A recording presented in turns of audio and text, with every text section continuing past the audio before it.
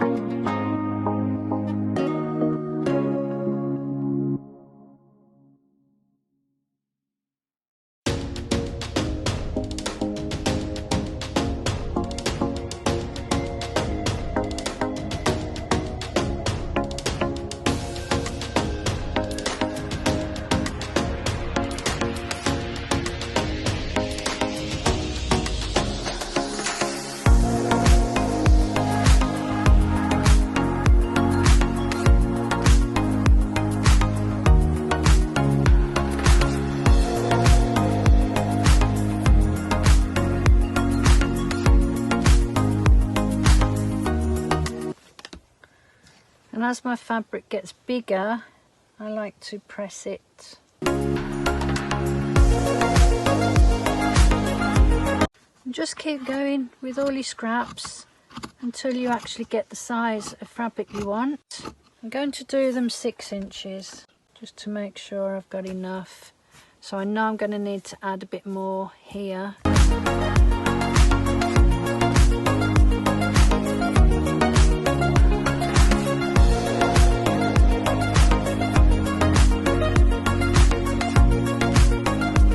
And we want 2.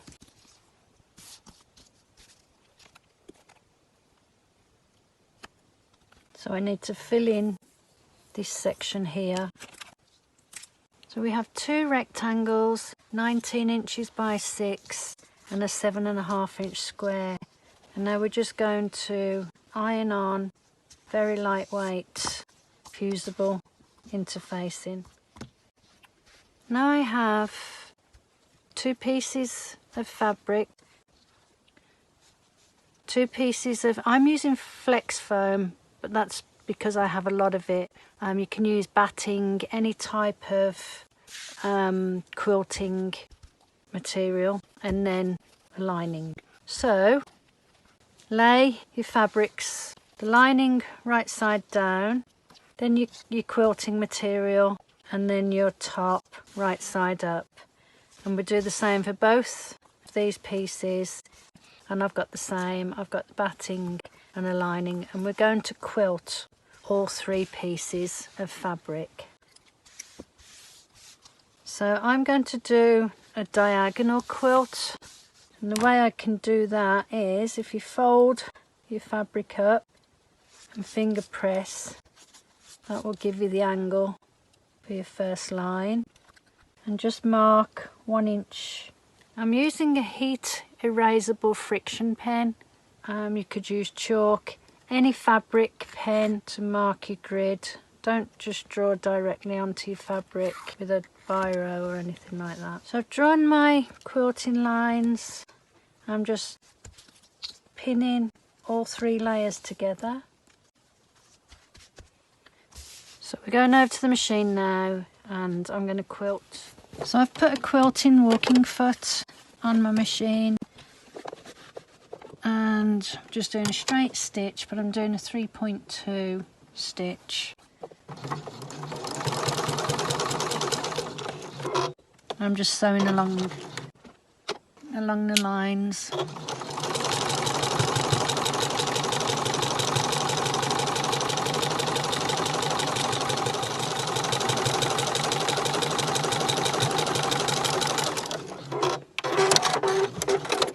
You need 2 pieces of paper for the pattern.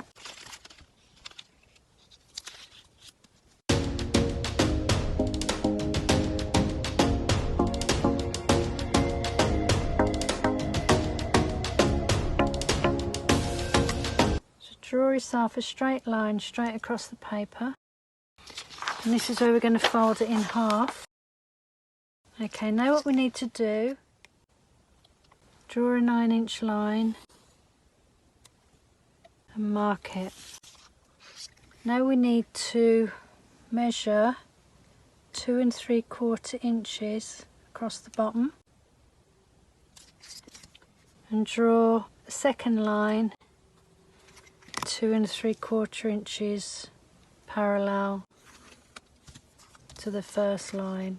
Now we want to measure 2.5 inches up the second line. Take your protractor and I'm putting the 90-degree angle line against my 2.5 inch mark, and I want to do a 45-degree angle, which is there. So from my 2.5 inch mark at that 45-degree angle, we want to draw a 2.5 inch line. So we've got 2.5 inches there and 2.5 inches there, and that's a 45-degree angle. Now we want to draw from this 2.5 inch to the 9 inch, which should be a right angle. Mark 3 inches up this line and then measure out 1/2 inch. Now what we're going to do is draw a nice little arc from this point to this point, going out 1/2 inch, going through the 1/2 inch mark. So it's a nice gentle curve.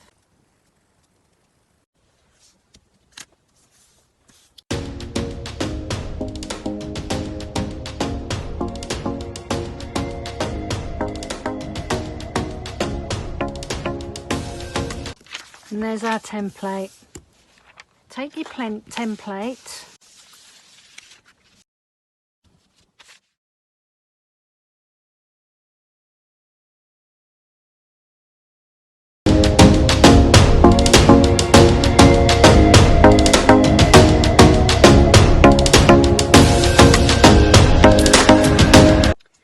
I've cut the square piece down to 7 inches by 5 inches, and I have a piece of clear vinyl that is 5 inches by 14.5 inches. So we need to cut this vinyl in half.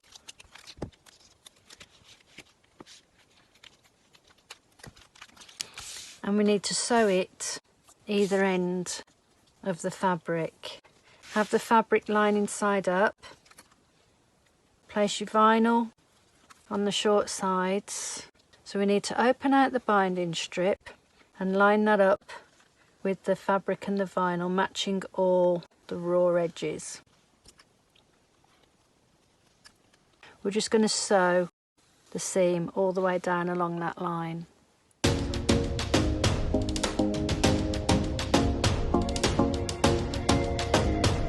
Just fold the fabric over to the right side and pull it over so it just covers your stitching.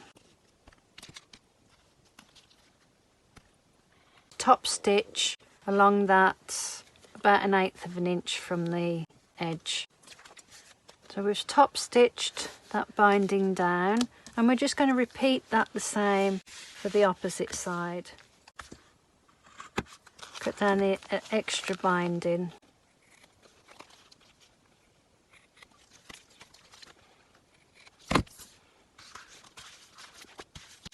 Now that we've sewn the vinyl on, take one of your side pieces and mark your centre, and take your fabric piece and mark centre on your fabric piece. Now what you want to do is have your fabric right side facing down and one of your side pieces right side facing up. So you'll put in the wrong sides together, match up your centres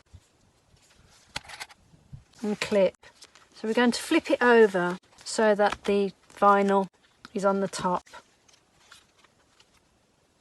Now we're going to put the binding on. So just open out your binding and match all your raw edges together. Just going to sew just inside that first 1/2 inch pressed fold line. Sewn the binding on, and we're just going to do the same as before. We're going to fold it over and pin it into place. So we're just covering the stitch line that we've just sewn on the other side. And what we're going to do now is just top stitch 1/8 of an inch. We're just going to repeat exactly the same as what we've just done. Fold it in half this way and just pin it into place. And this point here and this point here, we're just going to gently curve.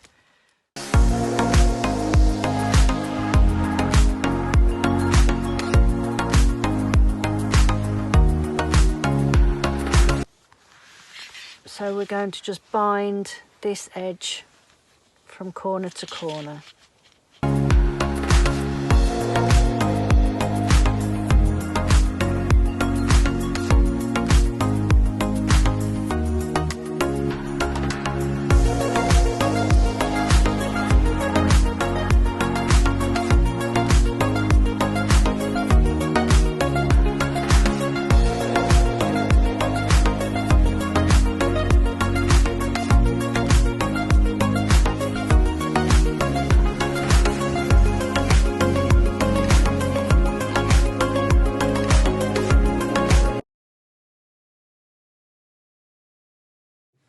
I've changed over to my zipper foot and I've got a larger stitch length of 3.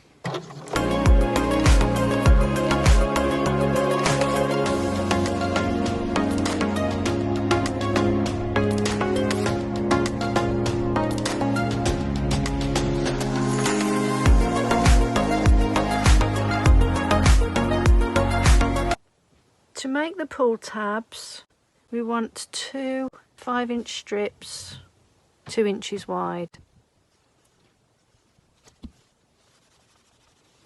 Fold in half. We make them the same as we make the binding strips, and then fold in half again. And we're just going to go and sew down both sides .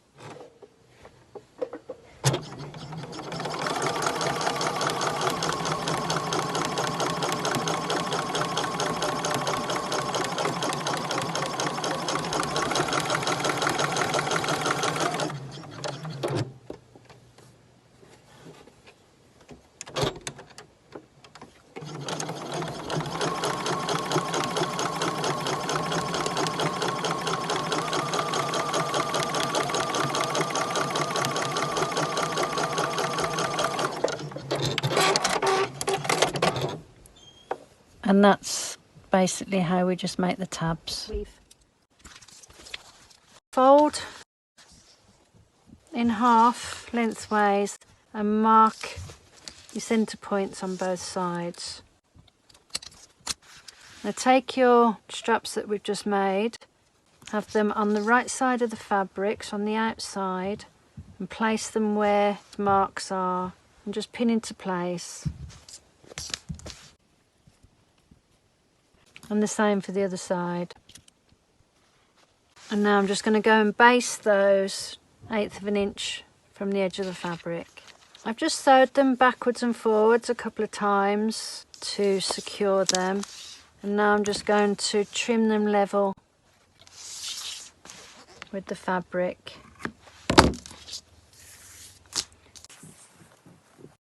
Add the zipper pull, and you'll hear it click. There you go. Now we just flip the whole bag inside out, flatten the side edge,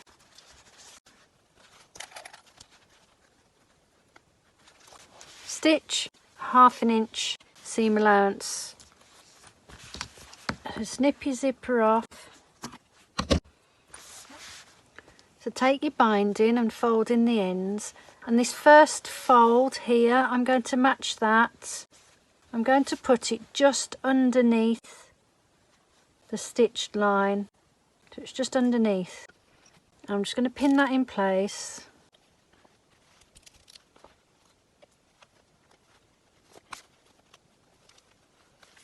Fold in your ends.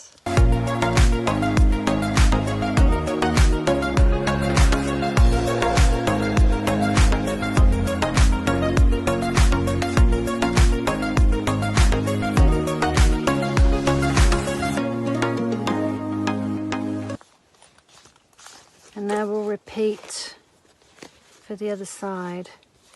You need to make sure that you leave your zipper open.